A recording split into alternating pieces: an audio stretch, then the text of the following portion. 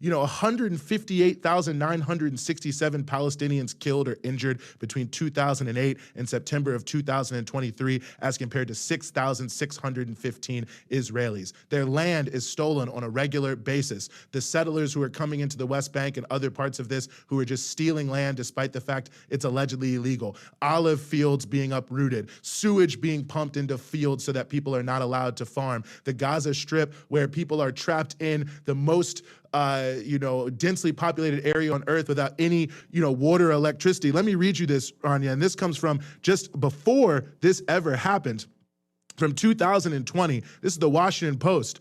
There's not enough electricity and infrastructure to run Gaza's war-ravaged sewage system. Hospitals, schools, homes are similarly running on empty, worn down by the lack of clean water, electricity, infrastructure, and jobs or money. Barely anyone has enough clean water to drink. The only local source of drinking water, the coastal aquifer, is full of dirty, salty water. And I said it before, 500 to 700 children, some as young as 12, arrested every single year. The number one crime is rock throwing. 86% of them reporting they were beaten by grown adults while in detention. An average of 100 children killed every single year for 23 years in Palestine. I could go on and on and on. In places like Hebron, where they're taking people's homes and they seal up their back doors because they say, well, you can't walk into the back alley because Palestinians aren't allowed to go there. This is an Israelis only, which really means Jews only area where you can walk. And that's not to say anything about religion, but it is to show about the religion of the people themselves,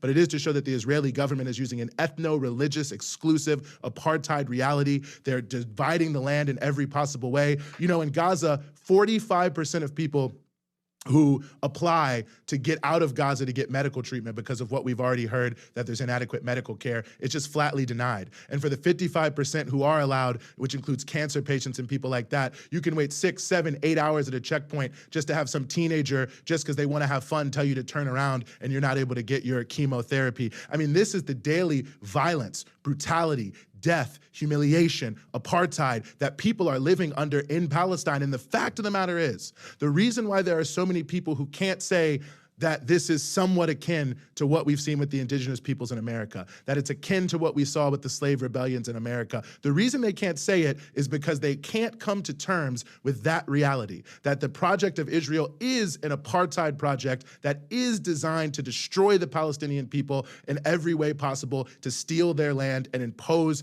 a reality on them that they don't want and kill them if they stand up or say anything about it. They don't even have to stand up and do anything. And they want to think that that's a just project. It's not a just project. And this is why you've seen, it's not just Hamas. And I'll close on this. The whole idea that this is just Hamas is all designed to play into the Islamophobia of Americans, to say it's just a bunch of crazy Islamic radicals. That's why the Israeli forces are now calling Hamas ISIS Gaza. The reality is every Palestinian faction, the Popular Front for the Liberation of Palestine, the Democratic Front for the Liberation of Palestine, the Palestinian People's Party, Palestinian Islamic Jihad, all of them of various different ideologies, religions, secular and different things, are all supporting this 100%. It's why, as our colleague Kate Pritzker put out in a recent video, why you have almost all of the NGOs in Gaza and in Palestine saying we put 100% of the blame on the Israelis. There's a reason why Palestinians feel united, and it's not because they love war. It's not because they're beast and because they're violent and because they're bloodthirsty, but they're in a totally asymmetric power relation where no one anywhere does anything to help them ever.